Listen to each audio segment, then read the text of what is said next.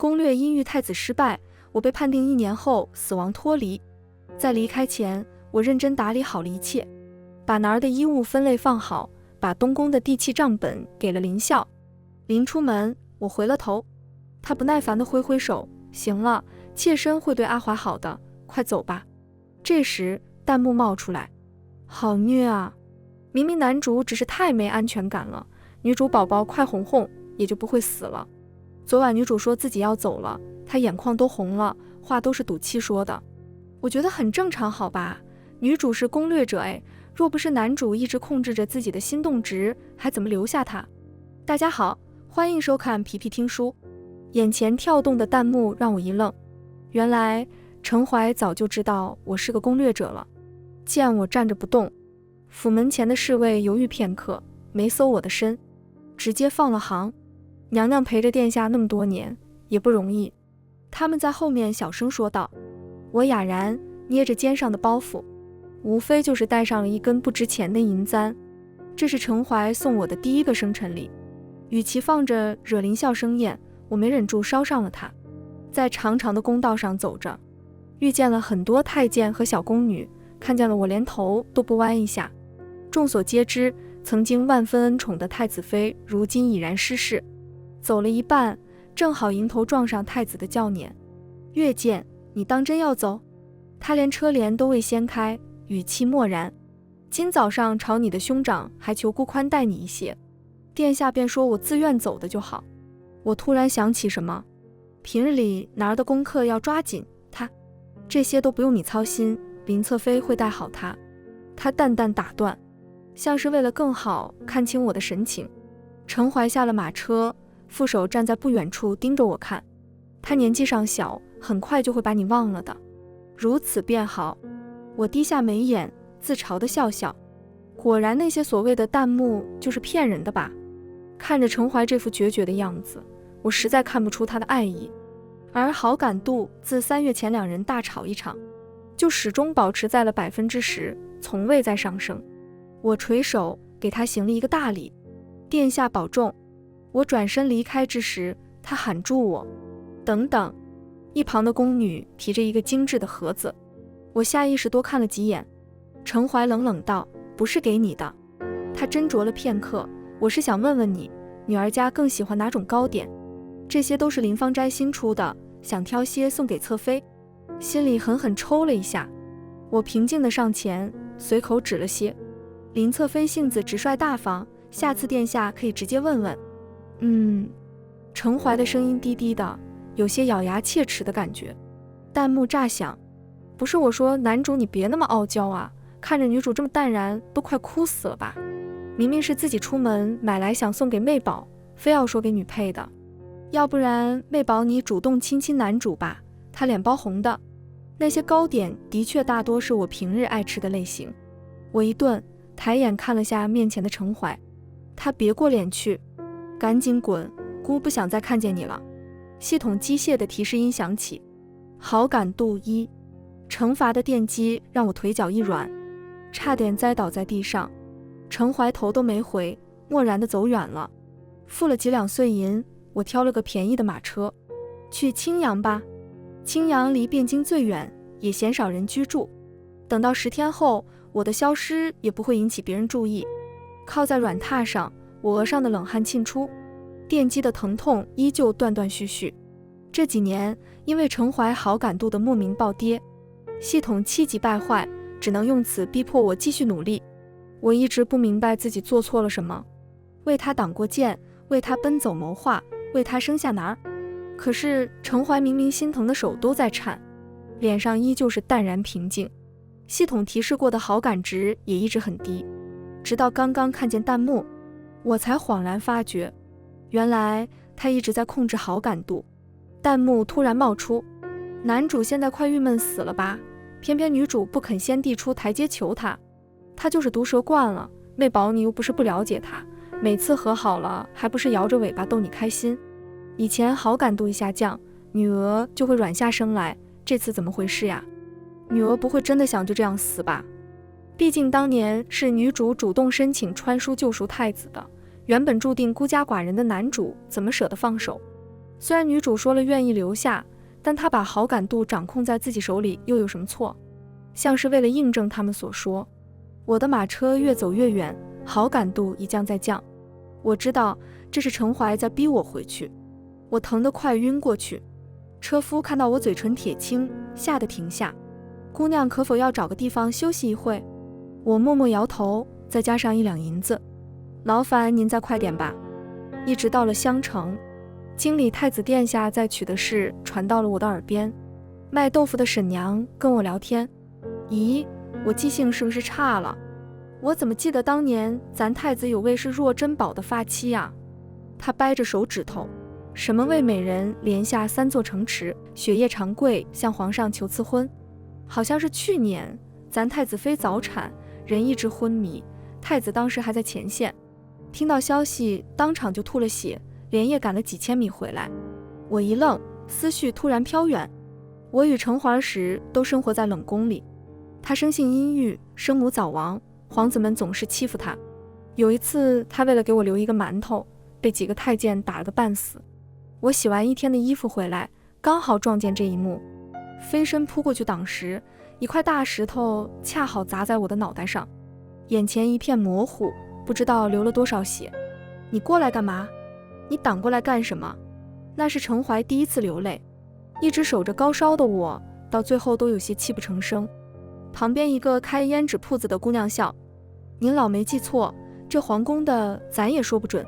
这场大婚办得特别浩大，连挂在宫里的红灯笼都是1等1的好。若不是心爱之人，谁会这么重视啊？他随口道，就是奇怪，我有位亲戚在宫里头，说太子最近脾气很不好呢。我吃完手里的豆腐汤，付了钱，静静地离开。弹幕出现，媚宝可千万别信啊，咱傲娇太子现在只是故意激女主出来，才费此心思筹办大婚。那什么女配连太子的手都没摸到过，他们絮絮叨叨，我却什么都没听。我总是在想3年前夺嫡之际，我们只能在一间小屋子里仓促拜了堂。程怀心疼地搂住我，说下次要给我重新补过一个。他手里比划着，要全都是大红的，连挂着的灯笼都是最美的那个。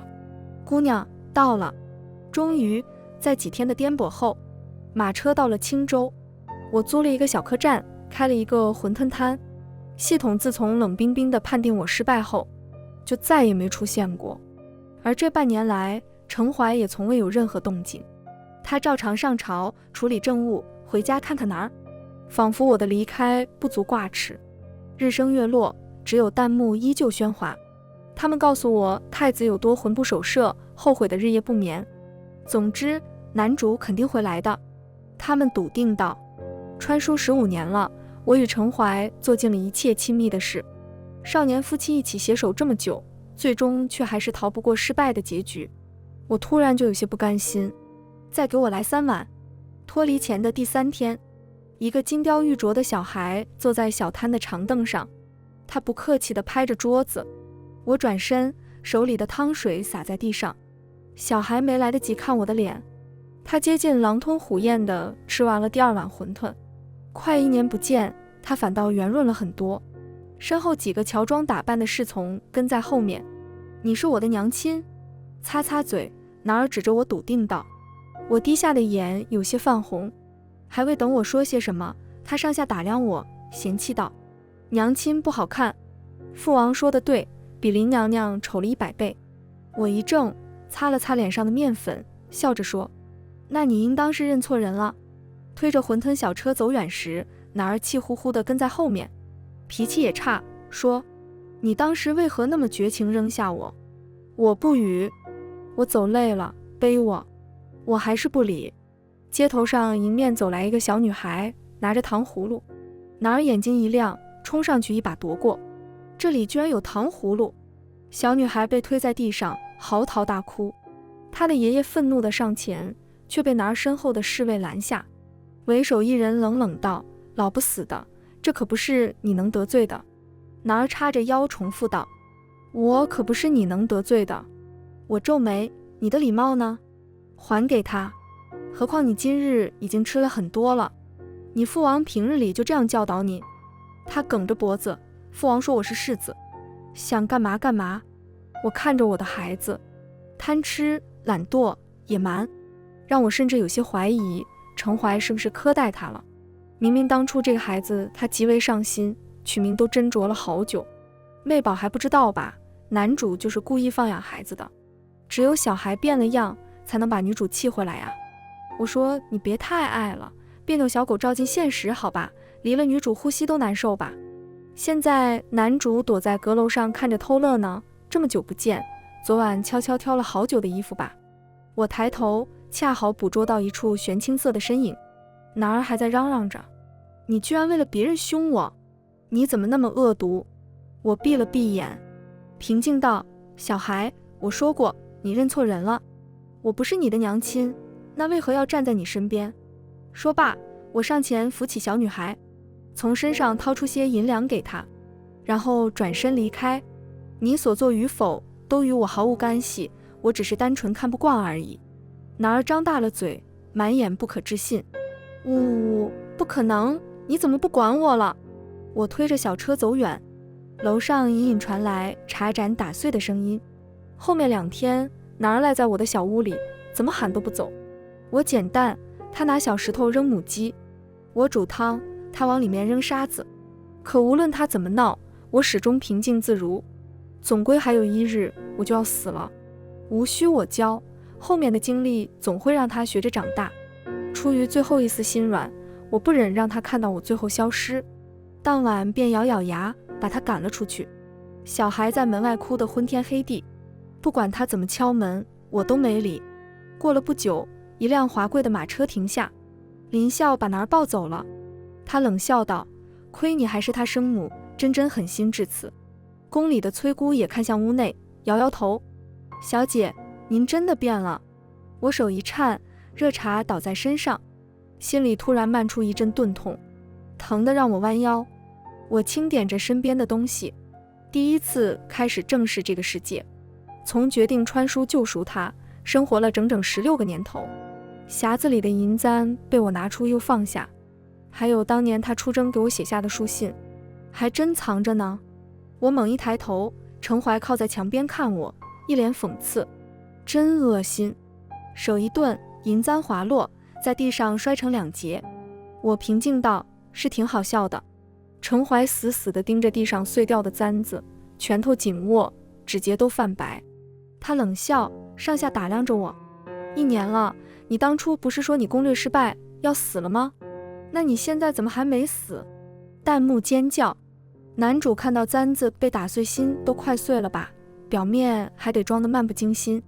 呜，别虐了，但凡女主主动一点，今晚就可以看将将酿酿了。嗨，女主你怎么能不理解他呢？男主就是个别扭毒舌的性子，轰轰就好了。哄他。程怀看着我，眼底暗流涌动。2人生活这么多年，每次都是我紧紧抱住他，好不厌烦，一遍又一遍的哄。我不会离开你，我舍不得走。宋月剑很喜欢程怀，他每次眼底闪过偏执，一拳砸在桌上。我怎么相信你？你不是这个世界的人。我怎么知道你是不是真心？你有什么目的？我从思绪中抽身，淡淡道，你走吧。程怀冷笑，毫不犹豫地离开。早知道你当年是骗人的。我一夜未眠，到日上3竿，我推开屋门时，几个彪形大汉不怀好意地站在门前。请吧。一块黑布蒙住了我的头，昏昏沉沉。在睁眼时，是在一个柴房，身上的鞭伤疼得让我发颤。林笑穿着华贵的裙子蹲在我面前，他一巴掌拍在我的脸上，贱人，就是因为你，殿下3年都未碰我，爹娘因我颜面扫地。柴房门外，一个身影静静站着，弹幕闪出，女儿别怕，男主早就察觉了女配的意图，他现在就站在门口等着救你呢，只是现在还拉不下脸跟你和解。女儿快服个软，男主命都给你，抬手就把臭女配脖子拧断。我看向窗外，夜已垂暮，系统开始了1分钟的倒计时，60、50、48。你不是他心底藏着的挚爱的人吗？那我今日就毁掉你这张脸。我不是。我笑着打断，最后一滴泪滑下。30、20、10，没人会对自己的爱人这样不闻不问，用尽一切恶毒的话去说。就算是程怀的爱，也让我感到无比廉价。3、2、1，他伸手要抓我头发，却扑了个空，我的身体化为一阵虚空，消失在他面前。不！隐约中只传来程怀声嘶力竭的惊呼，还有林笑慌张失措的声音。我没有碰他，他自己消失的，我什么都不知道。我陷入黑暗的沉睡，这一觉却并不安稳，身旁总是有着无数的嘈杂声。有时我看到程怀拿着长剑刺向我，恶心的穿越女，我凭什么相信你们？有时我听到哪儿在哭，我不要你这个娘亲了。我没有，我心痛如绞，却怎么都醒不来，怎么就变成了这样？恍惚中，周围一切开始变化。一个小木屋里挂了几张喜庆的红纸，程怀弯着眼跟我拜堂，扶着我的手温暖有力。从此我也把心交给你，程怀，很爱，宋月见。这是我们最贫苦的一段时光。皇帝猜疑，夺嫡之争，明明什么都没有，连个喜娘都请不起。此刻我看着自己在书外观察过很久的对象，太子程怀生性阴郁偏执，最后孤家寡人，自杀殉国。如今被我养得温润有礼，眼眸弯弯，亲一下就会脸红。月上枝头，我心跳如擂鼓，踮踮脚吻上他的唇，眼泪不禁流了下来。系统的机械音响起，目标任务好感度100%，攻略成功，是否选择脱离？我一僵，自来到这个世界，我还没仔细想过这个事。舍得吗？自是不舍的。我含糊回答，让我再想想吧。突然间，程怀手上的合卺酒翻倒在地，他眼底突然闪过一片凉意。程怀紧紧盯着我笑，月见，你怎么不说你也爱我呢？我一愣，没反应过来他的态度变化。我自然也是爱你的呀。骗子！他拂袖而去，这是他第一次对我冷脸。后面我费尽心思哄了他好久，才愿意跟我说话。好像自从那次开始，程怀对我的态度大变，他不再那么亲昵地黏着我，看着我的目光也总是带着审视。我尝试过和程怀谈谈，可每次没说几句，他就故意说一些话来刺痛我。有时我难受到流泪，只能转身离开。好感度也从100%猛降至30%。我以为是我哪句话说错了，便加倍地对他好。后面程怀娶了侧妃，去了边塞，与我逐渐疏离。就算是偶尔一见，也对我冷言冷语。崔姑劝我，殿下心底是爱您的，只是他不会表达，他太怕失去你了。身边熟知的人都这么说。这句话我信了，一听就是6年。宿主，宿主，宿主，你还有意识吗？从那个长长的梦里抽身，我眼角都是泪，只觉得耳边吵得厉害。苏月见，我猛地睁开眼睛，呼吸都有些急促。系统漂浮在空中，见此冷笑道：你就这么爱这个虚拟的身份，爱到连自己现实世界的真名都快遗忘了吧？现实世界里，我无父无母，是个孤儿，以前发生过什么也快记不清了。我低着眼，没有理会他的嘲讽。我不是已经死了吗？系统气得转圈。你以为我想费尽周章复活你？那个程怀已经杀了3个我派去的攻略女了，用尽手段把人折磨得生不如死。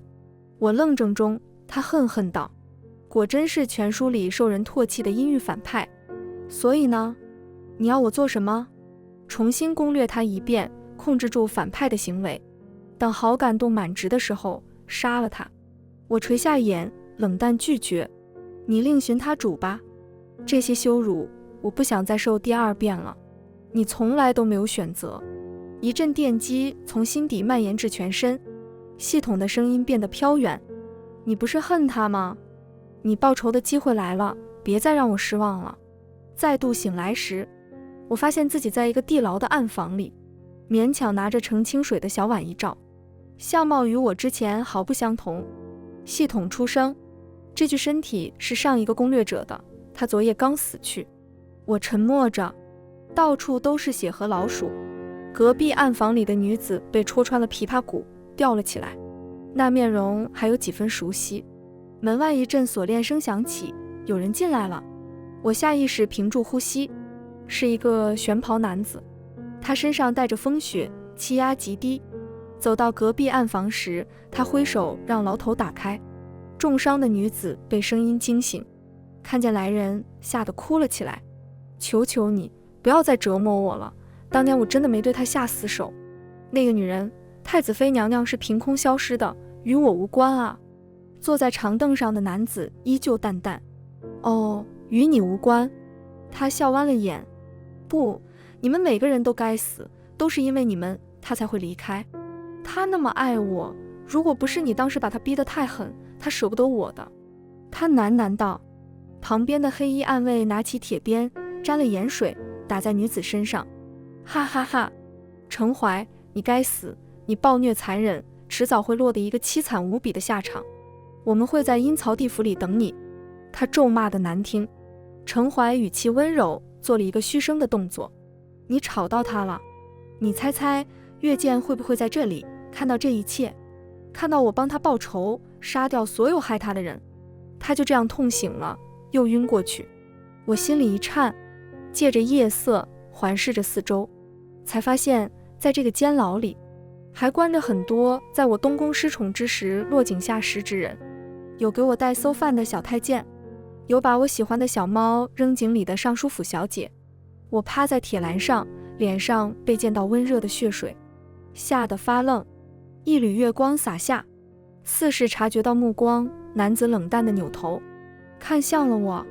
两两对视间，我才发现短短的沉睡后物转星移，程怀眼尾已有了轻微的细纹，略显疲惫的面容，整个人褪去了年少的意气狠戾，变得阴沉内敛起来。系统冒出，如今已是万历88年，10年过去了。程怀缓步向我走来。醒了？他冷嗤一声，我昨夜还以为你死了呢，怎么还不肯说？程怀在我面前蹲下，扬起一个大大的笑。知道你前面那个攻略女怎么死的吗？看在你那么安静的份上，这次我就温柔点吧。他伸手抚上我的脸颊，是先挖眼珠还是割鼻子呢？我狠狠皱眉，身上的伤痕被他重重按着，疼得厉害。我抬头看着他的眼睛，你不该这样随意伤害无关的人。空气一滞，旁边站着的暗卫纷纷惶恐跪下。他眼里突然一痛，再也不复那副平静。程怀伸手紧紧掐住我的喉咙，谁允许你这样跟我说话？是不是又是那个系统教你的？说，他还告诉了你什么？我被掐得喘不过气，消失许久的弹幕重现。呜呜，男主你不要太爱，10年过去唯爱一人，这下妹宝总能看到小狗男主的心意了吧？不要虐啦，不要虐啦，妹宝你快大声告诉他你是谁。破镜重圆最好磕了，快给我狠狠作恨。程怀见我还是不说话，叹了口气，手劲逐渐加大，看我的眼神犹如死人。可到了最后，他浑身一颤，触电般的松了手。你到底是谁？我趴在地上拼命咳嗽，我只是一个攻略女罢了。程怀唇色铁青，他伸手想摸上我的头，手停在半空，抖得厉害，怎么也落不下。他眼里交杂出愧疚、惊喜和心痛，可最终什么都不敢问，匆匆离开，给他疗伤。一片惊疑的目光扫向我，我被人小心翼翼地扶起来，送到了一个偏殿。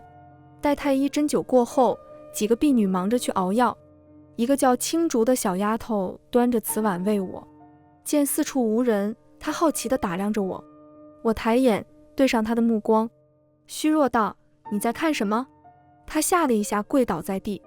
娘娘息怒，求您别告诉陛下，不然奴婢会被打死的。我皱眉，我没怪你。说罢，奴婢只是觉得娘娘是个有福之人。她压低了声音，宫里送过来的女人都死了，只有娘娘被地牢放了出来，陛下还给您疗伤。奴婢听过先皇后的传闻，但如今一看，又与娘娘大不相同。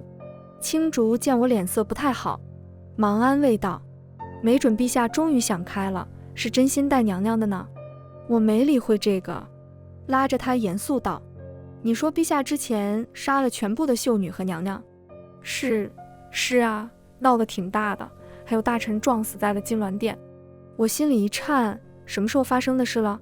前年。我说的是年份。青竹被我的反应吓得一愣，是万历86年。我重新垂下眉眼，侧过了身。你先下去吧。原书中，暴君屠尽宫里共111位妃嫔，为后续亡国埋下了隐患，也是在万历86年。后面不管是御膳房给我端来红枣鸽子汤，还是乐师和舞女想法设法的逗我开心，程怀都没出现过。宫里好不容易有了我这位娘娘，全部人都很惊讶，对我的态度更是毕恭毕敬。我知道这里有程怀的手笔，也知道他此刻只是不敢面对我。不管勤政殿忙到多晚，在我屋外每晚都会有一个清瘦的身影，一连站好几个时辰。每当这时，弹幕就会炸响：小狗快碎了吧，想要触碰又不舍得的人。最近国事那么紧张，男主每天忙得昼夜颠倒，还要抽空吩咐照顾女娥。男主在等女娥主动向他解释呢。我捂住耳朵，当他们是空气，翻了个身重新睡下。那个影子离开，弹幕的声音也慢慢消失。后面我该吃吃该喝喝，一点都没有想找程怀的意思。他吃了瘪，却又无可奈何。一别多年，他本就沉闷的性子更甚从前。弹幕只能扼腕叹气。没过几天，我遇见了男儿。10年过去，他已经是一副翩翩少年郎的模样，身姿挺拔，面容冷峻，长得和我有8分像。见到我，程南微微低头行了个礼，然后离去。我看着他的背影，他想起什么，转头说：昨夜刚下了大雪，路上地滑，娘娘还得当心。我笑着点点头。身旁的青竹弯着眼跟我说：太子殿下人可特别谦逊温和，上次我们几个宫女在树上掏鸟蛋，有人摔了下来，断了腿。太子刚好经过，送了身上备着上好的膏药，帮着忙把人送回了房里。我若有所思，看来这些年来程怀没再把男儿教坏，总算让我松了心。是吗？对呀，这点可真跟陛下大相径庭呢。现在好多人都巴不得太子快点。自知失言，他忙住了口，跪了下去。众心所向，我没必要怪你。我轻描淡写道：为君不仁，这是他应得的。经过勤政殿门口，里面传来大声的吵闹，笔墨砚台被扫落在地的声音。你对不起我母亲，更对不起这天下人。落到如今孤家寡人、亲臣背叛的下场，都是你自找的。殿门被推开，程南冷冷拂袖而去。我躲在一旁，下意识朝里面看去。程怀依旧淡淡，垂下的眼神晦涩难懂。当夜我做了噩梦，我在一个街边隐蔽的书店。我推开了门，随意拿起了一本陈旧的书。我翻开来看，打发时间，却看到了一个少年帝王的故事。脖子上传来一阵冷意。我睁开眼时，一把寒刃架在我的脖上。你就是那个暴君的宠妃？走！一个受伤的黑衣人粗鲁地扯起我，还未出院门，他的眉心就被一支利剑穿透。我落入一个冰冷的怀抱。不要再离开我！他身上是熟悉的雪松香，我一阵恶心。拔下发间簪子，我用力向他肩上刺去。放开！空气中弥漫出血腥味。程怀一声不吭，越抱越紧，脖子上一阵凉意。我怔然，原来他哭了。自那次遇刺，程怀开始主动和我说话，他会来跟我一起用膳。我看画本的时候，他就在一旁画画，但无论他干什么，我都不理，视他如无物。我知道他认出我了，他跟我说一些之前那些老掉牙的回忆，说我们第一次见面，第一次接吻，说我带着男儿在院里玩小木马时，桃花洋洋洒洒落了我满身。是吗？我都已经忘了。我淡淡道。他一哽，显得像个慌张无措的孩子。我那时候年少心性，总是言不由衷。你那么好，我真的很怕。我母亲当年也是这样离开了我，我只能控制住自己的心，怕越陷越深，难以拔出。我重重把书拍在桌子上，闭嘴，这不该是你的借口。6年冷待，欺我辱我，就是因为别扭。我低声笑开，眼泪都笑了出来。你当年不是说两不相干，死生不复相见吗？那你现在又在干嘛？别再让我恶心你了。陈怀拉住我的手，可是现在你回来了，我们可以重新开始。我带你去清源猎马，去西山摘你喜欢吃的桃子，你再重新爱上我一遍，好吗？滚！他的头偏过去，脸上出现了清晰的巴掌印。旁边看着的青竹吓得要死，以为陈怀下一句话就要把我拖出去砍了。他重新垂下眼，恢复了那副阴郁冷漠的样子。临出门前，他还是忍不住回了头。那你为何还要回来？回来杀了你啊，很意外吗？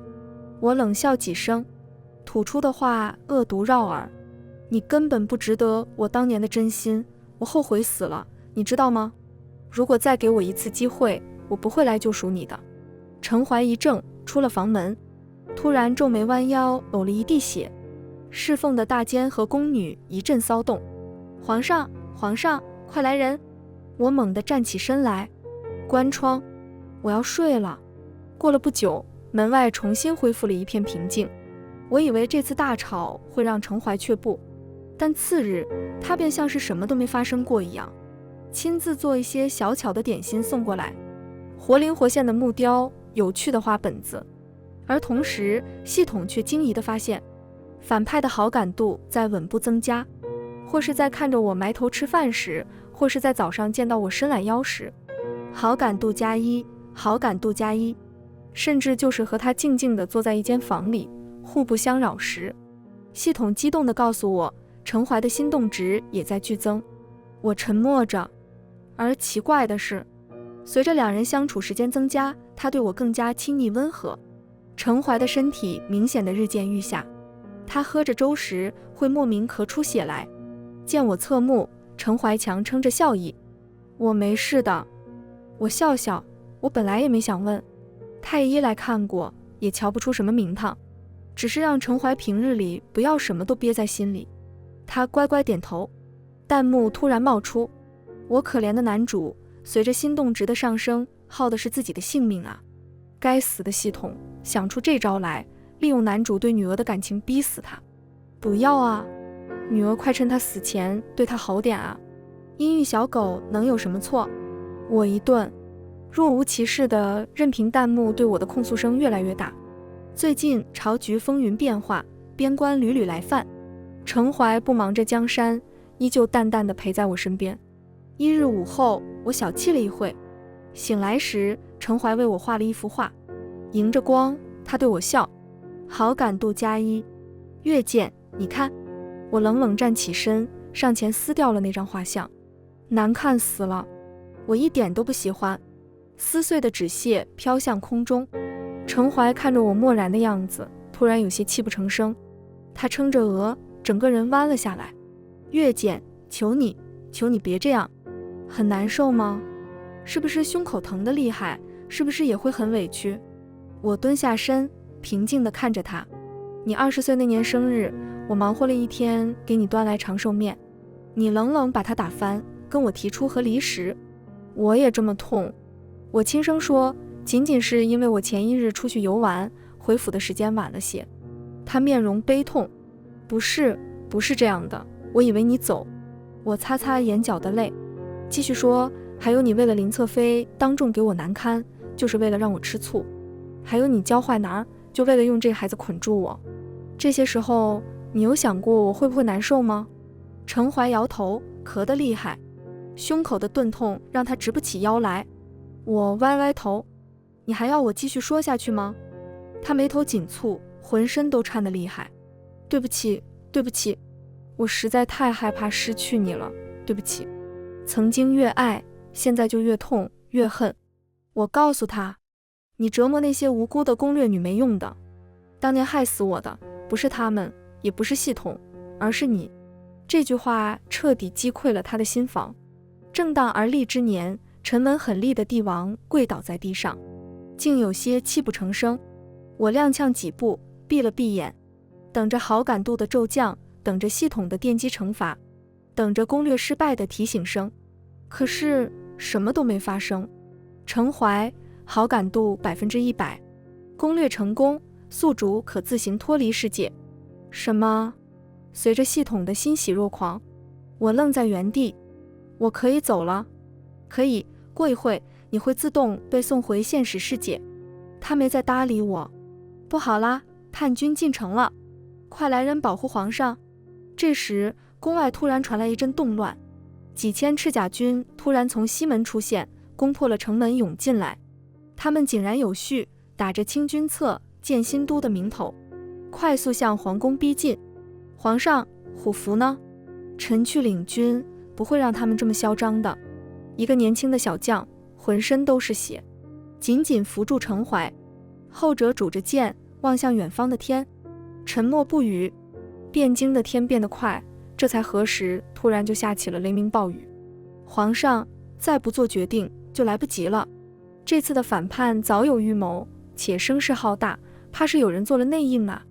虎符被孤给太子了。他淡淡打断。太子？可是他现在人呢？为什么不带兵过来支援？程怀笑了，他擦擦嘴边的血，有些温和地拍拍将军的肩。你还很年轻，去找他吧。去东宫。小将一头雾水，接了命令便转身跑去。宫里有人尖叫，有人逃跑，更多的人往民心所归的东宫走。快去找殿下，殿下宅心仁厚，一定会救我们的。走，我们一起去。灵溪台上的铜钟被敲响，一声两声，整整敲了32下。这是皇宗贵族死去前的哀悼。我浑身都在颤。万历90年，城破，暴君殉国，庆王。殿内就剩了我们2人。程怀像是什么都没发生过一样，眼睛弯弯的，温和带着些请求地看向我。我身上有点难受，可以扶着我吗？